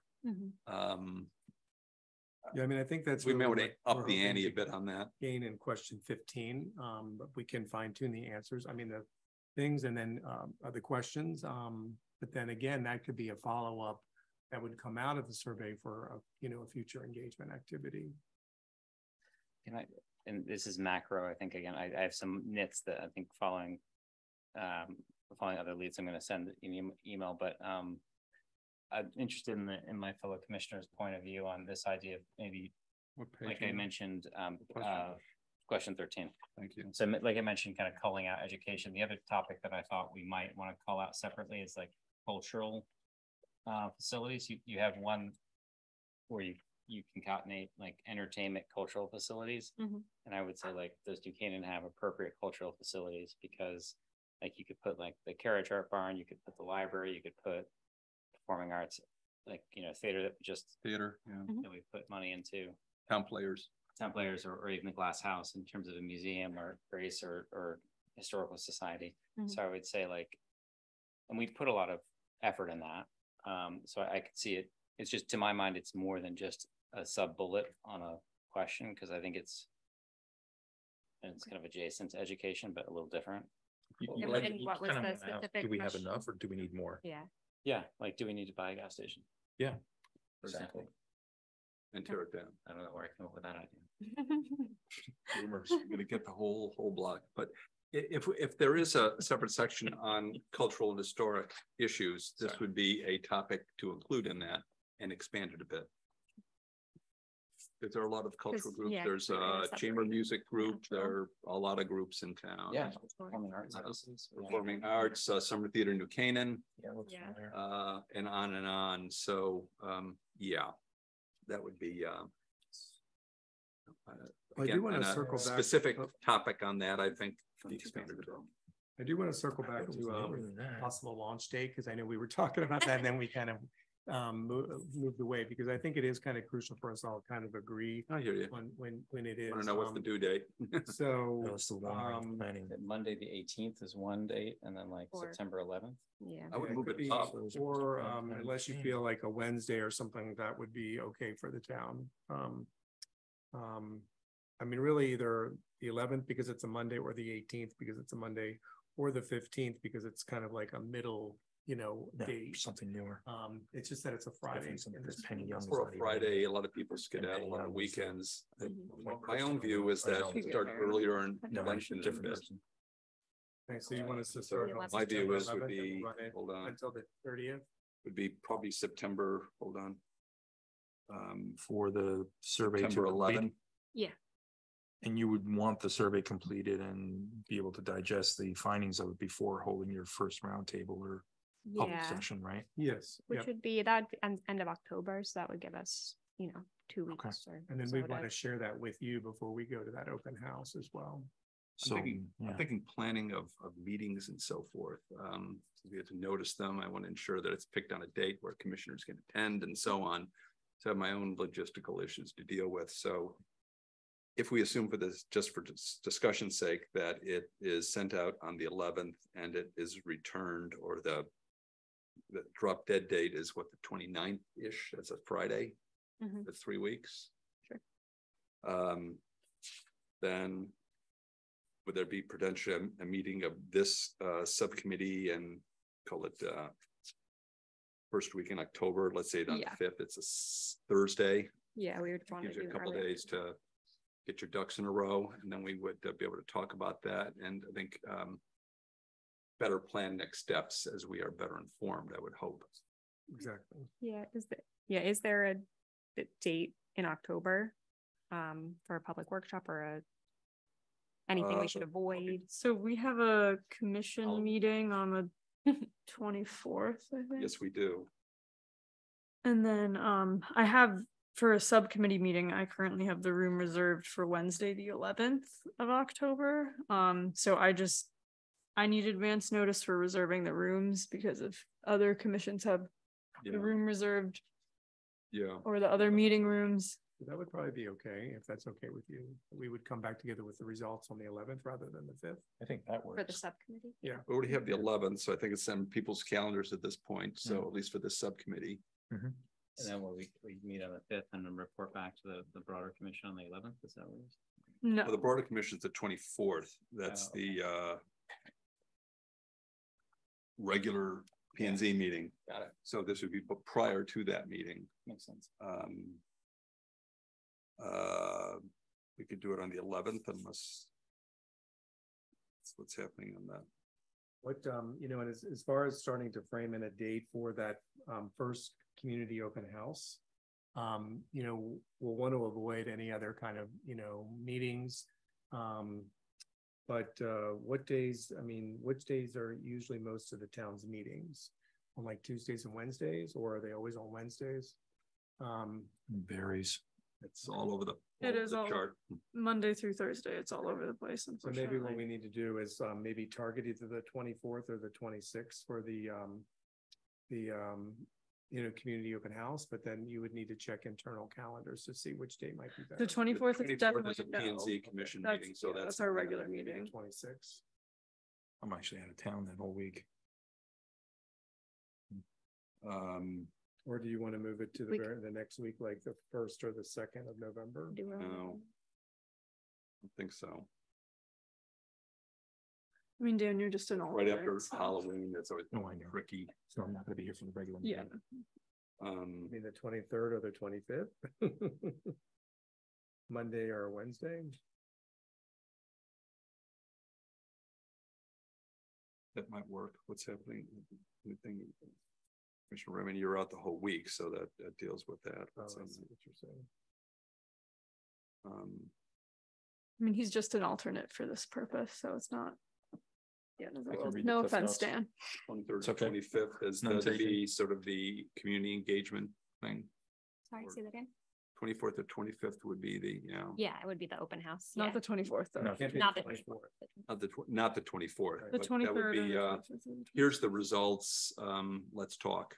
With Yeah, the it would be an community. open house, and you would have seen the results on the 11th, and then we would strategize together on the activities for that open house.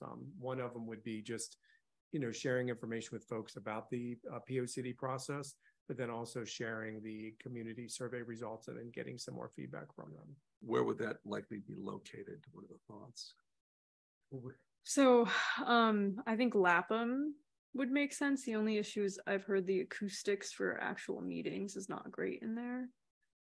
I haven't had one there. I think there are meetings. There are, but I've just heard that like in our post-COVID Zoom world, for people online, it's not great. Do we think this room's not big enough, or?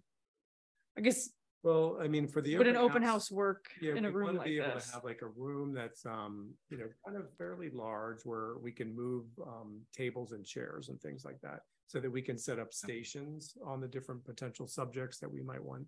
So You're going like to a have different team community members center. working on different topics. Right, Yeah. right. And Might so have usually some maps or maps, because we might want people to do like a dotting exercise or write something on a note card.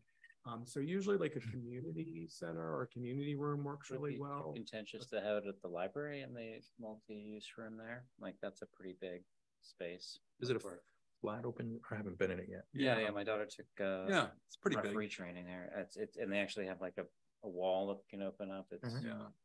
pretty That's a useful. stage at one end. Yeah, Yeah. And then Yeah. they have that wall that makes it a big rectangular room. it's a pretty big room. I mean, it's better. I was thinking like the Saks or high school like auditoriums. I think all have fixed seating, so that doesn't. Yeah, But I was also, Chris, I was also thinking the cafeterias in any of the schools, perhaps. Oh yeah. Yeah, it's true. we have done some in a cafeteria. Usually High school gymnasium, the cafeteria's pretty big. acoustics aren't Yeah. good, but a cafeteria can be good. Yeah, because many members of this commission may want to attend that, it would have to be probably noticed as a meeting formally, I think.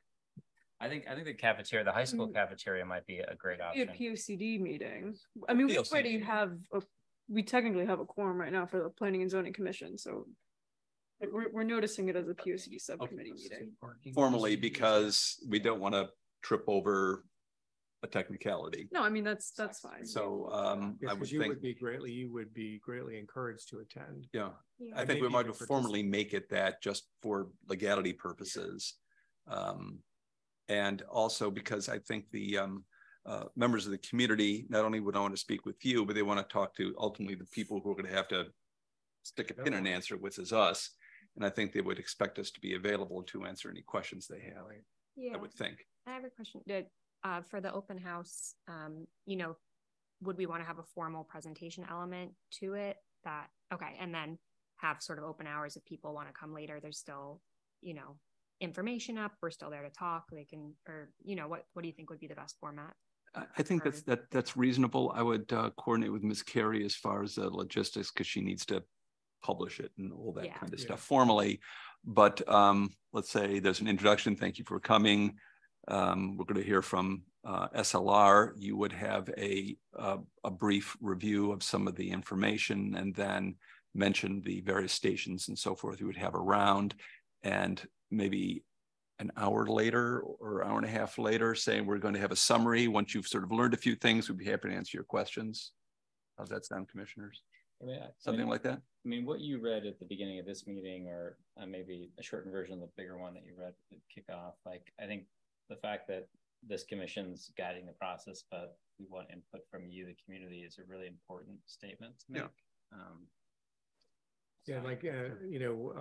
I've done that quite regularly, where at the beginning of the open house, or not so much at the beginning, but like at the entrance, I should say, that's usually where we might have some tables and chairs set up, and possibly a screen. And as people come in, I would kind of run through the presentation along with maybe staff or somebody from the subcommittee, where we would just kind of run through the kind of broad overview and then send people out and about to the various stations.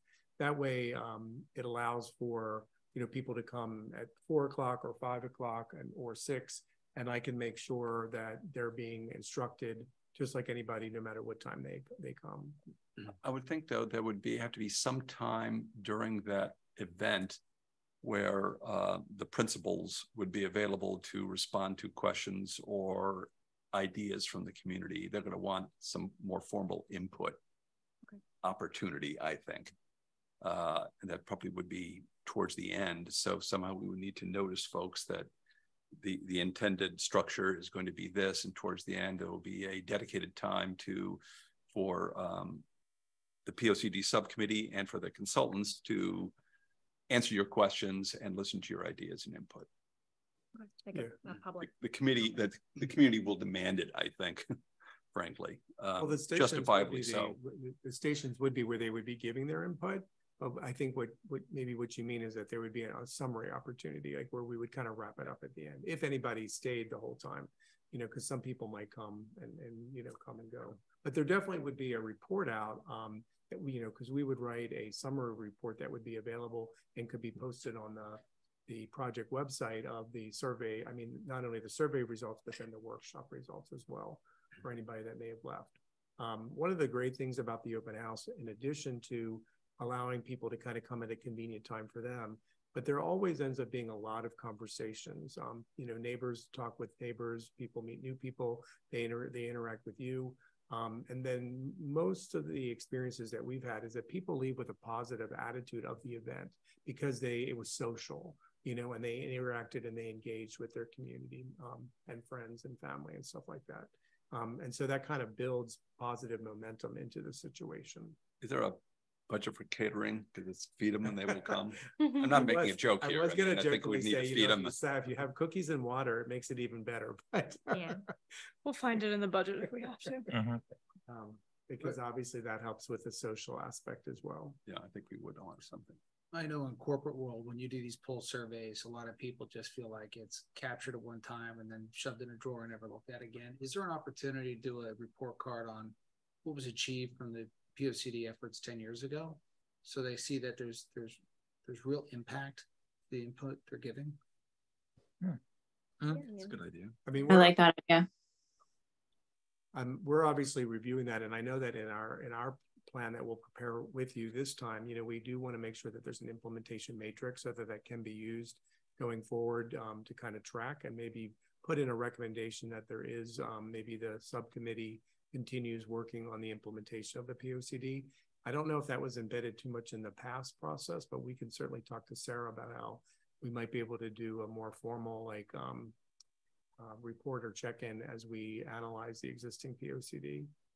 And we could maybe make that part of the presentation. The first presentation. Opening remarks. Yeah.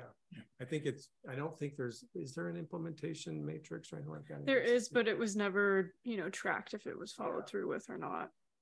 So, but that is a good suggestion. We can see what we can do. You've obviously seen the 2014 POCD.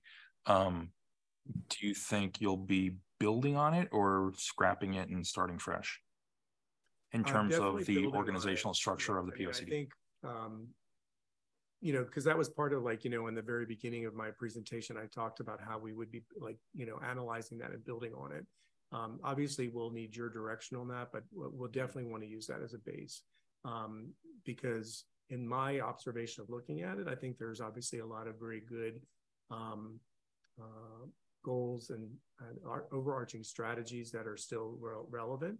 They can be fine-tuned, but it's really the action steps that we would develop this time that will probably be more newer, unless there's things that are continue to work with this agency or something like that. Yeah, I think as far as optics within the town and people's opinions on the 2014 POCD, there's a lot of support for it and a lot of encouragement of following it. We have almost every application that comes in here, not only the 830G stuff, but any of larger commercial development.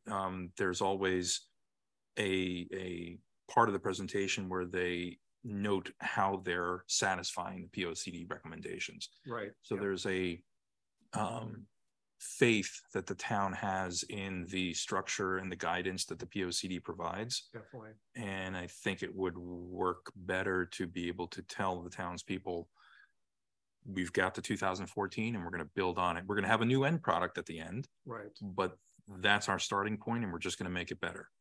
And I think Something like that. Yeah, that's definitely the message that we would want to make at that kickoff meeting and also on the story map. Okay. And throughout the process too later on, but we definitely want to make sure we mention that at those specific points.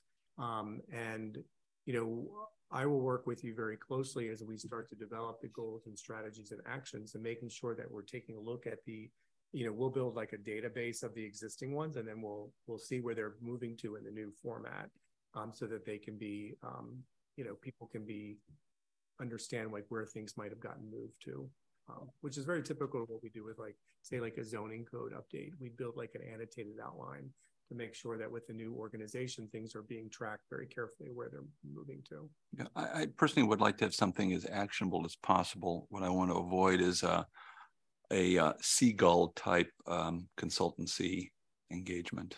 What do you mean by that? Seagull flies out of the sky, circles the client, drops the plan on the client's head, then circles back and flies in the sun again. Just want to hear you describe it. Yeah, that's what it is. I can guarantee you that one. You've been in business, I'm sure you've had to deal with some of these. I want to avoid that, okay? So Definitely. We are too, because I can't imagine having to develop a plan without your involvement. you already knew what it was, right? Yeah, I did. I knew what it was. Yeah, but you know, given that I've seen a few of those too, and they're starting not. point, we have a lot of, you know, momentum to move towards action, you know, since we have a good starting point. So Would it be helpful for us to highlight where we've kind of run into those platitudes in the current plan, where we've seen like a given clause be kind of used in multiple vague ways? Yeah. Sure. I mean, you all could individually also go through it and you know, decide like which things you want to pull forward and share them with us, just to make sure we're all on the same page. So that's definitely without a doubt an opportunity. I'm a advocate of less is more. Get to the point, have something actionable that is stated in a sentence, and then move on to the next thing. Otherwise, it's, you know, one of these do good and avoid evil conversations. Well, okay, well, that's nice, but you know, now what do I do? Yeah, because I think the town is, again, to repeat, is a very engaged community. You will hear from them, sometimes in very strong, direct terms. So be aware. And we encourage them to send information in. If they have ideas, they can always send it to our excellent zoning officer, who will log it in and have it available to everybody. You know, the door is open right now if people have ideas, but yeah.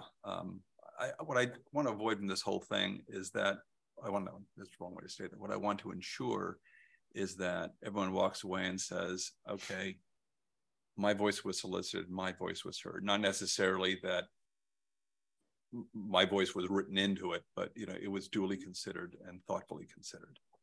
Everyone deserves that. Agreed.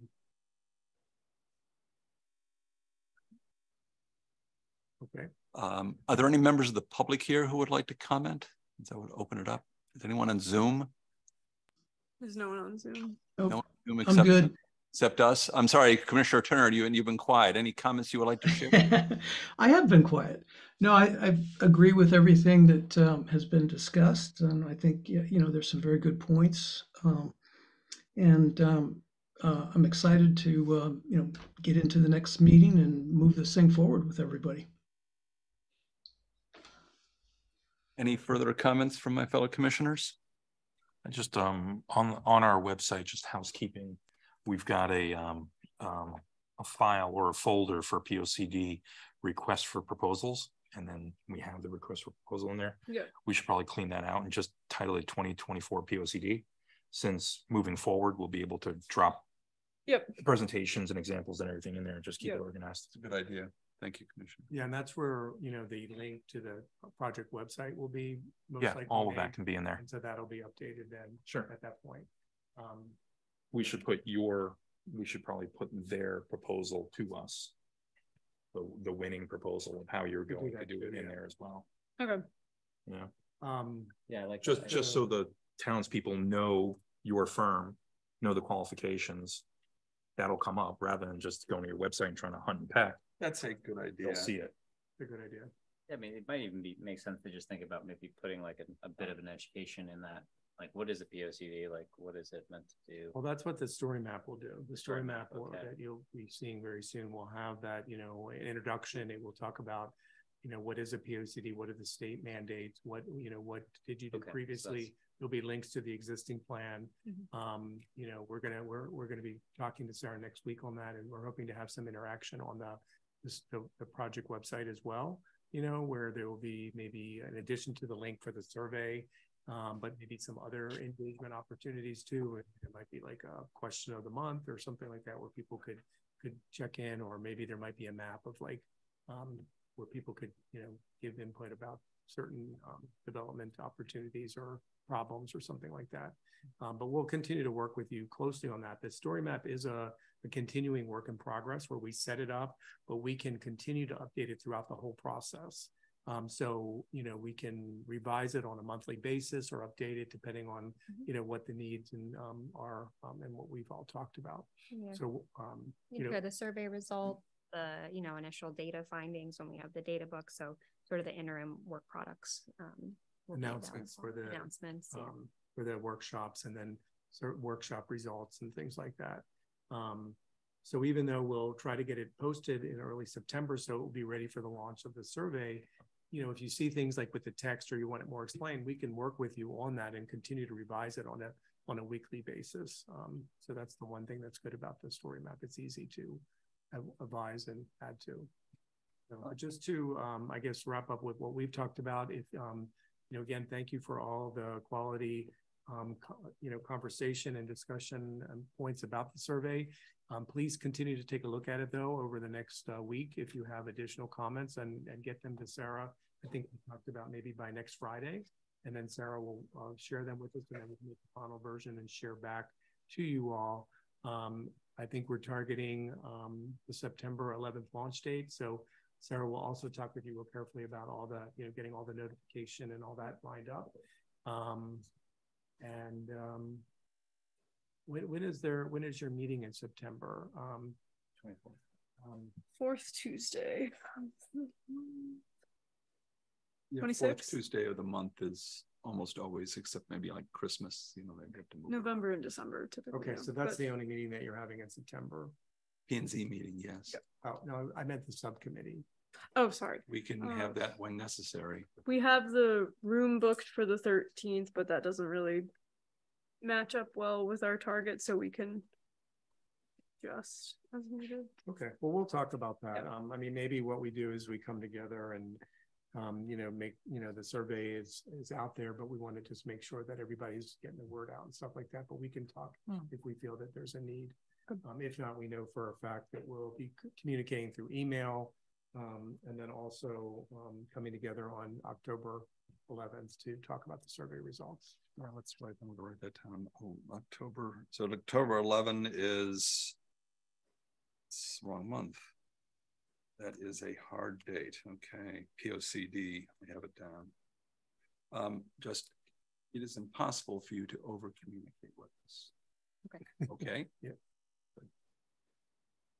And I mean, we will be communicating through Sarah, but we can have open communication channels. And we welcome that. Thank you. Any further questions? Commissioner Nielsen, Commissioner Turner, commissioners here. Anything else to say? Nope. Okay, we have some administrative issues before we break, but I think we're done with SLR. Okay, great. Thank you so much. Nice meeting everybody, and we look forward to seeing you many more times. Thank you. Good meeting you as well. Thank you. Okay, commissioners, minutes. We have May 10, 2023. These have been sent. Any comments on the minutes? No. No comments. Okay, do I hear a motion to approve? Anyone? I'll move to approve. Okay, it's Commissioner Nielsen. I move to approve. Second. Thank you. Commissioner Redmond seconds. Any discussion further? Okay, let me get where's my list? Here it is. Commissioner Benton, how do you vote? Approving the minutes? Yes. Yes. Okay. Commissioner Herring, Yes. Commissioner Nielsen, Yes. Commissioner, I'm recusing myself from this since I was up there. And Commissioner Turner. Yes. Okay. You're still an alternate, so. It's okay. Okay. And on the other one, which is the last one, June 7. I had one item. Let me see if I can find it. On point 2, it doesn't mention the vote. I assume it was, as I remember, it was unanimous vote in favor of SLR. It was not. Was it? Or was it? No. Was it 3-2? I think It we wanted to. It was 3-2. 3-2. I would mention the 3-2 vote then, Okay. because you were doing record votes as well as what it was. So other than that, that's the only change I had. Any changes or other comments from commission members? Okay, do I hear a motion? I motion to approve. Commissioner Herring, motion to approve. Second. Seek Commissioner Turner. Any further comments? Hearing none. Take a vote on approval of the minutes of June 7th. Commissioner Herring? Yes. Excuse me, Commissioner Benton? Yes. Commissioner Nielsen? Yes. Commissioner Turner? Yes. And John Kriz, I vote yes as well. Motion to adjourn? Okay, we're adjourned. Good. That's it.